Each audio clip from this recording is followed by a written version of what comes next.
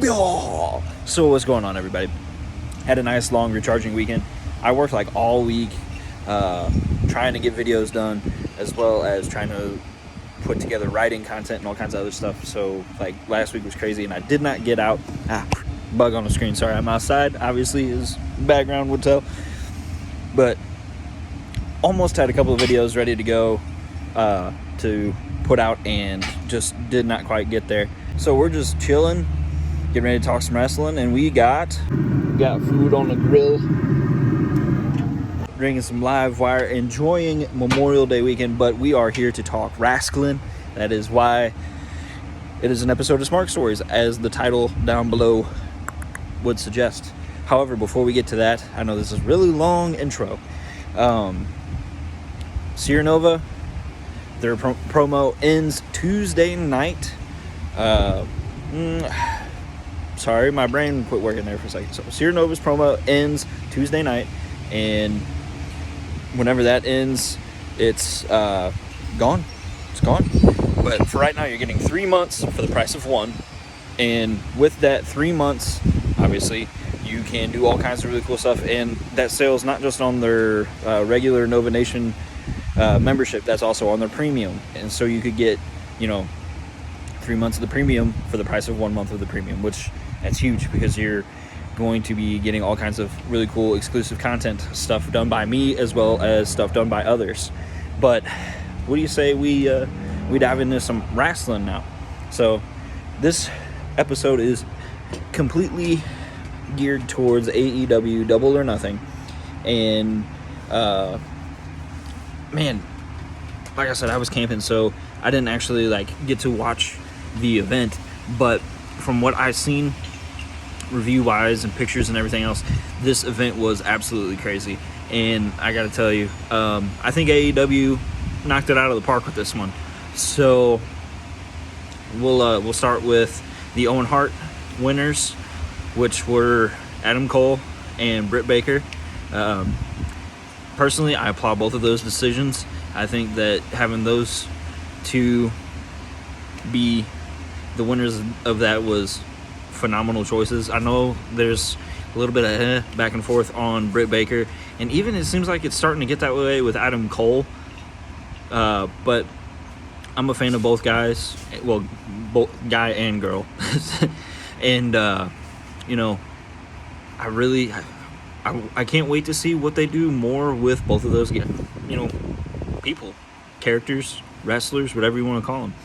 I refuse to call them sports entertainers, though. Which brings me to the next one that I wanted to discuss. So our next topic would be the Anarchy in the Arena match. We saw the Jericho Appreciation Society versus the Blackpool Combat Club-ish. It was Moxley, Danielson, and Kingston. And with that, you see them start in the crowd and just fight all over the place. And there was all kinds of really cool, crazy spots. Even an attempt to set Jericho on fire by Eddie Kingston, which Bryan Danielson did not approve of, apparently. I think it's a great story. I want to see more of it. Or I wanted to see more of it, but with Anarchy in the Arena match, it almost sounds like that would be the end of the feud. And that's one that I'm not I hadn't been following closely, so I got to be honest with you, and I don't know if that was the end or not, but just from the sounds of it, it sounds like it would be. I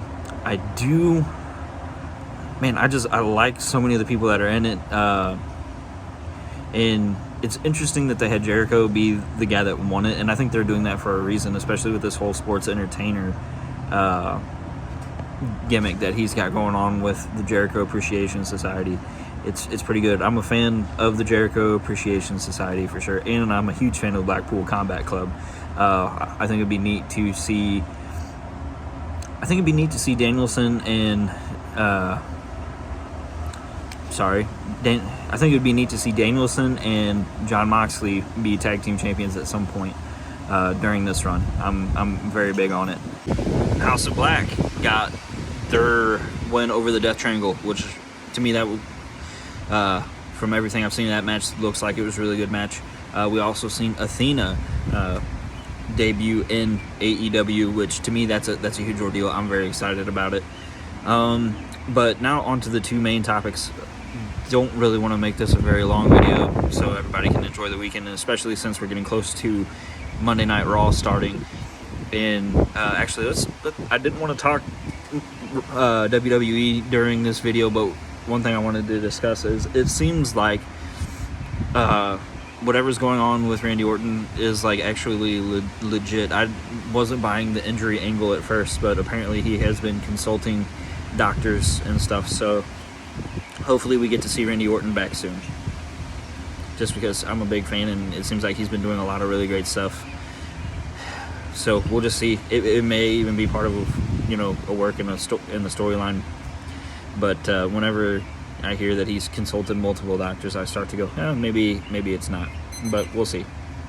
So our two big ones, CM Punk is finally the AEW championship, and when I say finally, I don't know how much I buy into the finally part. Anyway, I feel like it should have, I would have booked the story differently for CM Punk's first AEW championship win, but it was a good feel-good moment. I don't know of any wrestling fans that wouldn't be happy with it. Even whenever I was like looking through the articles and everything, I didn't read comments, but I always look at the reaction emojis or whatever, and there was not a single I didn't see any laughing faces. So I guess, you know, people are on board. So you know, maybe the time was right for everybody else and I just didn't feel like it was. I am happy for CM Punk. I'm a big fan, but I really think the highlight, the big issue this weekend, or the big deal, whatever you want to call it, is what's going on with MJF. The guy is very hard to tell if it's a work or if it's a shoot. And I don't know, I'm using, you know, wrestling terms, and that can get kind of annoying or whatever, but I don't know, I was in a groove and I was going with it. So, we don't know if it's real or if it's fake. It could all be put on and part of the script, or it could be, you know, a real, you know, situation that's going on backstage. I know there was some aggravation where I guess Tony Khan had discussed his contract publicly, and that was an issue for MJF. But so Saturday he no-showed a fan fest, which personally, even if you have an issue with the company you're working for, I think you should, you know, fulfill your duty to your fans. But whenever a dude's upset, you're not thinking clearly, so, you know, he might have not been in the right head space to have that thought even. But we see him no-show on Saturday. Then there's a ticket booked for his flight home Saturday night, which he no-showed for it. And then the match actually happened yesterday, where Wardlow, they build it, you know, it was done where Wardlow just beats the snot out of MJF, and he actually gets stretchered out. So it looks like they're writing him off TV, which, I mean, it could be he's done with the company, or it could even be, hey, you know, you're upset, take a break, we're going to work things out.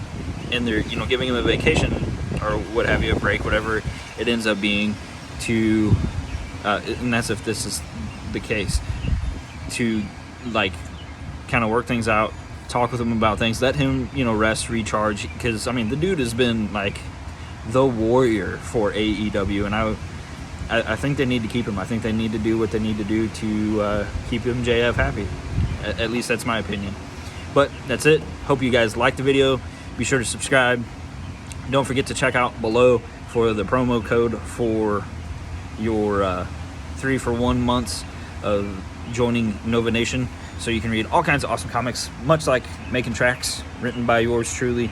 And there's all kinds of other great stuff on there. Chronicles of Horror. If you're a horror fan, there's superhero stuff.